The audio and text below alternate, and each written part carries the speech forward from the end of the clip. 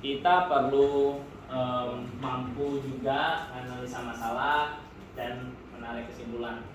Nah, terkait dengan menarik kesimpulan, sebetulnya tidak ada satu kesimpulan khas terhadap satu masalah atau suatu proses ya. Jadi bapak-bapak dari sini tentu bisa mengambil manfaat yang berbeda-beda dari pertemuan kita, terutama 2 hari ini karena materinya cukup padat ya. Ya masing-masing perlu mengambil manfaat sesuai kebutuhan masing-masing. Terus mampu menyusun, menyeleksi, menempatkan orang-orang yang tepat. Karena timnya nggak terlalu besar, sebetulnya ini harusnya nggak terlalu sulit. Ya. Tinggal masalahnya kalau kita sudah tepatkan orang-orang, ternyata masih ada yang kosong. Ini gimana nih solusinya?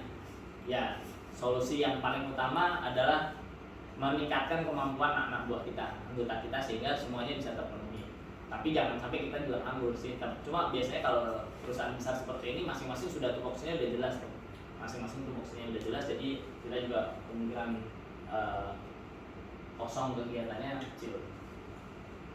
Terus mampu mengorganisasikan pekerjaan. Mampu mengorganisasikan pekerjaan.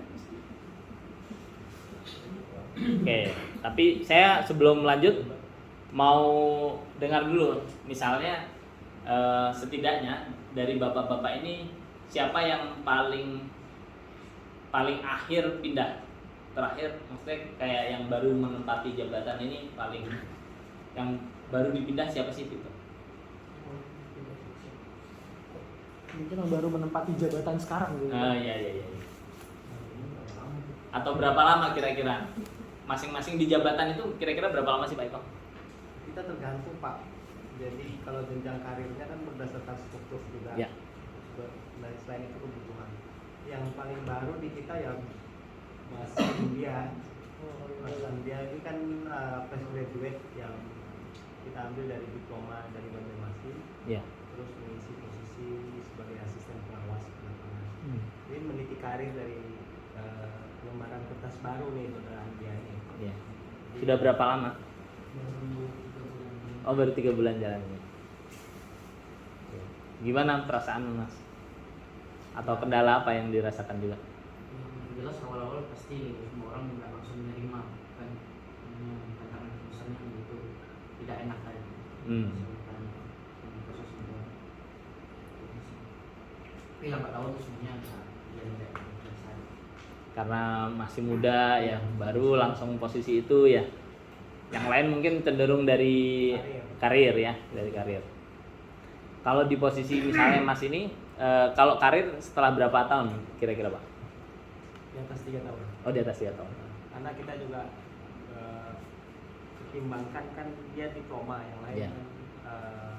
SMA. SMA. Ya apa ya? Hal yang sangat baik sebetulnya Pak, memungkinkan itu terjadi. Jadi orang juga punya harapan tertentu nantinya terhadap kondisi yang akan mereka hadapi di depannya. Tapi tidak jarang Pak kita temui ada orang yang rencana mau kita promosikan untuk sebagai pengawas, dia menolak. Oh, alasannya Pak kalau? Alasannya dia nggak berani mimpin orang, mimpin orang banyak. Yeah. Itu ya. Itu yang saya bilang karakter orang kita itu nggak enakan di sini, terutama yang sering saya temuin begitu tuh. Nanti nggak enak memerintah, nggak enak mau memarahi dan lain sebagainya. Itu tuh sangat kental sekali di sini.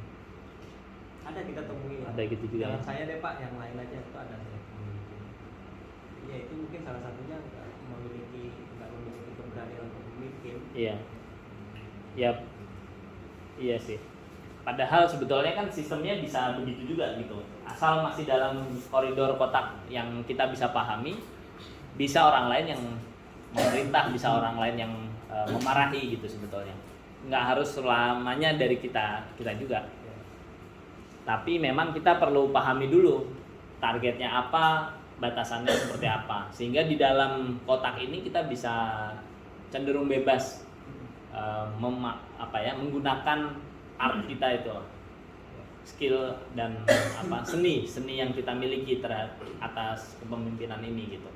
Ya, kepemimpinan ini kan sebetulnya menjalani jalan yang sama ya, dengan anak buah kita melalui masa yang sama gitu.